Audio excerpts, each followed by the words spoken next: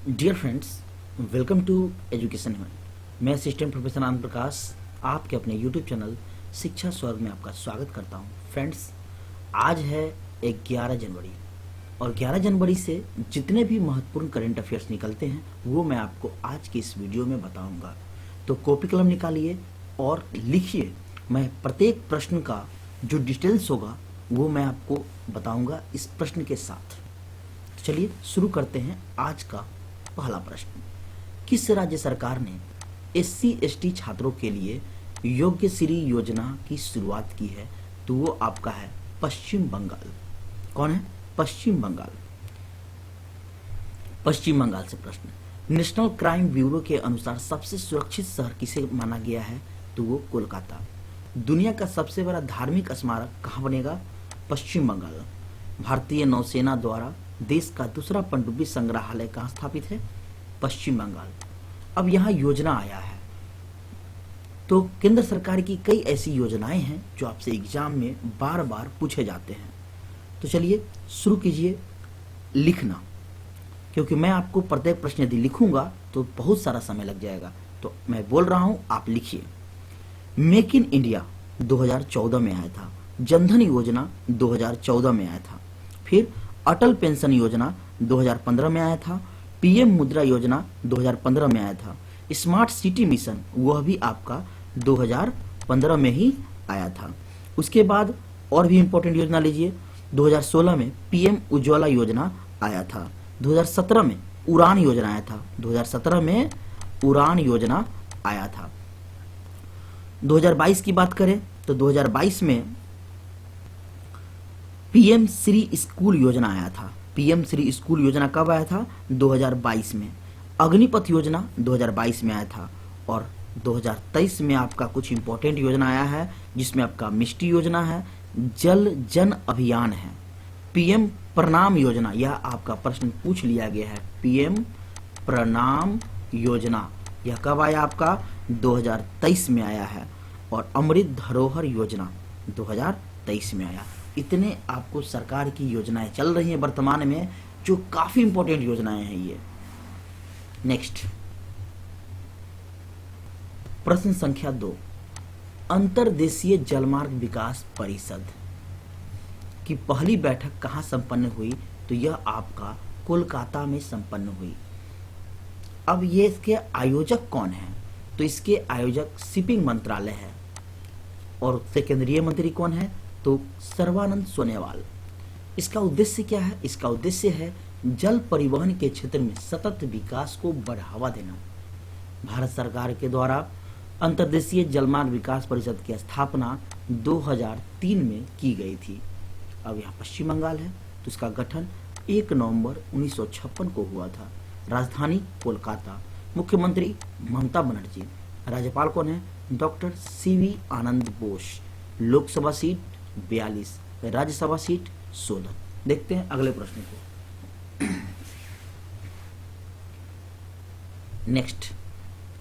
Next प्रश्न है आपका। किस राज्य ने 2026 से 27 तक 500 अरब डॉलर की अर्थव्यवस्था बनाने का लक्ष्य रखा है? तो वो आपका गुजरात है। तो इसके बारे में जानते हैं हम लोग क्या है। गुजरात ने 2026-27 तक 500 अरब अमेरिकी डॉलर अर्थव्यवस्था बनाने का लक्ष्य है। मुख्यमंत्री भूपेंद्र पटेल ने कहा कि उनकी सरकार GDP में 10% योगदान देंगे। कितना? 10% योगदान। इसलिए 26-27 तक 500 अरब अमेरिकी डॉलर की अर्थव्यवस्था बनाने का उन्होंने लक्ष्य रखा है। अब यहाँ GDP आया, तो GDP का फुल फॉर्म होता है ग्रॉस डोमेस्टिक प्रोडक्ट, यानी सकल घरेलू उत्पादन। गुजरात का गठन कब हुआ? 1 मई 1960 को। राजधानी गांधीनगर। मुख्यमंत्री भूपेंद्र भाई पटेल। राज्यपाल आचार्य देवव्रत। Lok Sabha seat 26, Rajya Sabha seat 11। चेक गणराज्य के प्रधानमंत्री Petr Fiala vibrant Gujarat summit के मुख्य अतिथि होंगे। गुजरात पेट्रो राजधानी के रूप में उभर रहा है, यानी पेट्रोल के क्षेत्र में बहुत आगे बढ़ रहा है। 108 स्थानों पर सामूहिक सूर्य नमस्कार का गिनीज वर्ल्ड रिकॉर्ड, जो कि इस साल का पहला दिन ही मनाया गया। कहां? गुजरात में। नेक्स्ट अगला प्रश्न है आपका, किस राज्य परिवहन निगम ने भारत की पहली 100% इलेक्ट्रिक बाइक टैक्सी शुरू की है? तो वो आपका असम ने शुरू की है। अब इसको विस्तार से देखते हैं। असम के परिवहन मंत्री परिमल शुक्ला वैद्य ने नई इलेक्ट्रिक बाइक टैक्सी सेवा को हरी झंडी दी है। वायु भारत की पहली विकेंद्रीकृत मोबाइल एप्लीकेशन आधारित इलेक्ट्रिक टैक्सी सेवा है और इसकी सेवा असम राज्य परिवहन निगम यानी ASTC की एक पहल है। असम का गठन कब हुआ? 26 जनवरी 1950 को। राजधानी दिसपुर। मुख्यमंत्री हिमंता विश्व शर्मा। राज्यपाल श्री गुलाब चंद कटारिया। लोकसभा सीट कितने हैं? 14। राज्यसभा सीट 7। नेक्स्ट, अगला प्रश्न है आपका, किस राज्य की कच्ची खरेक को GI टैग मिला है? तो यह आपका गुजरात का है। जो खजूर की एक किस्म है, गुजरात के कच्छ क्षेत्र में उगाई जाने वाली खजूर की एक किस्म है जिसे GI टैग दिया गया है। कुछ महत्वपूर्ण GI टैग को देखते हैं। याकचुरपी, यह आपका अरुणाचल प्रदेश का है। सलेम सागो यानी कि साबूदाना तमिलनाडु का है।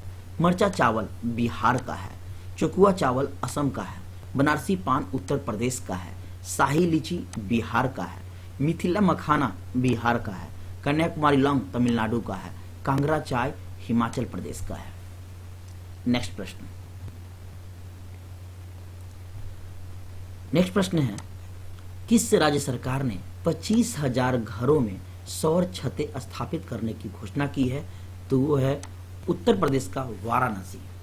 सब्सिडी के माध्यम से वित्त पोषित इस परियोजना पर 150 करोड़ रुपए खर्च करने का अनुमान है। इसमें राज्य सरकार 50% देगी यानी कि 75 करोड़। अब उत्तर प्रदेश का गठन कब हुआ? 24 जनवरी 1950। राजधानी कहाँ है? लखनऊ। मुख्यमंत्री योगी आदित्यनाथ। राज्यपाल आनंदीबेन पटेल। लोकसभा सीट सबसे ज्यादा हमारे देश में 80 है। यहाँ राज्यसभा सीट 31 है। पहला फ्लोटिंग रेस्टोरेंट कहाँ खोला गया? प्रयागराज। पहले गर्ल्स सैनिक स्कूल का उद्घाटन मथुरा में हुआ।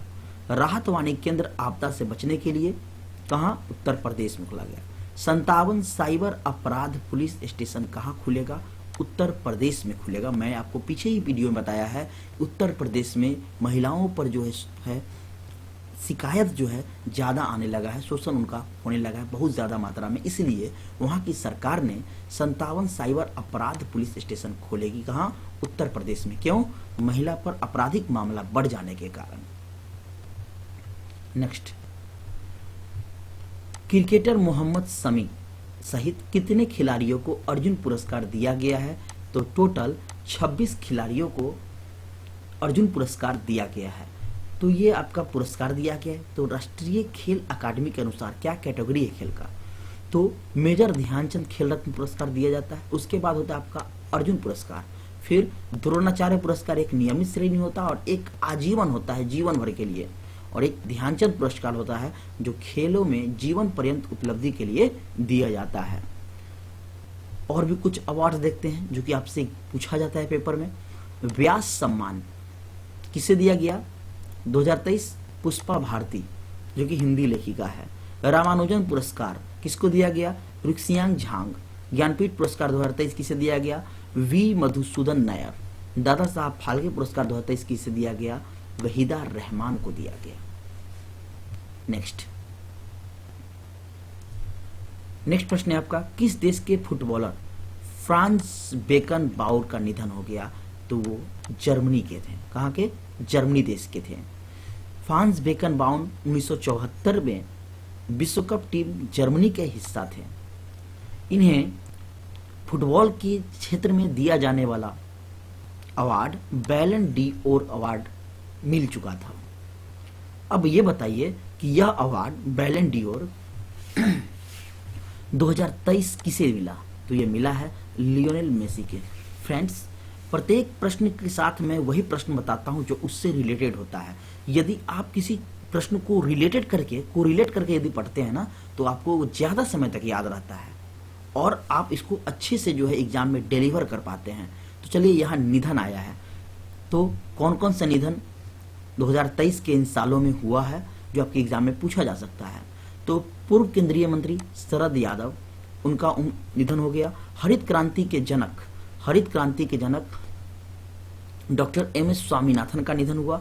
कॉमेडियन और एक्टर जूनियर महमूद का निधन हुआ। बॉलीवुड के मशहूर एक्टर डायरेक्टर सतीश कौशिक का निधन हुआ। पंजाब के पूर्व मुख्यमंत्री प्रकाश सिंह बादल का निधन हुआ। सहारा इंडिया ग्रुप के संस्थापक सुब्रत राय सहारा का निधन हुआ। हिंदी साहित्य के रचनाकार पंडित हरिराम द्विवेदी जी का निधन हो गया। नेक्स्ट प्रश्न, नेक्स्ट है आपका अंतर्राष्ट्रीय पर्पल उत्सव किस राज्य में मनाया जा रहा है? गोवा में मनाया जा रहा है। अब सवाल यह उठता है कि क्यों मनाया जा रहा है? तो गोवा में यह आयोजित हो रहे अंतर्राष्ट्रीय पर्पल फेस्टिवल 2024 के दौरान एक हेल्पलाइन नंबर लॉन्च होगा। ये रहा आपका हेल्पलाइन नंबर 1800222014। इस मौके पर सामाजिक न्याय राज्य मंत्री रामदास अठावले और दिव्यांगजन सशक्तिकरण विभाग के सचिव राजेश अग्रवाल भी मौजूद थे।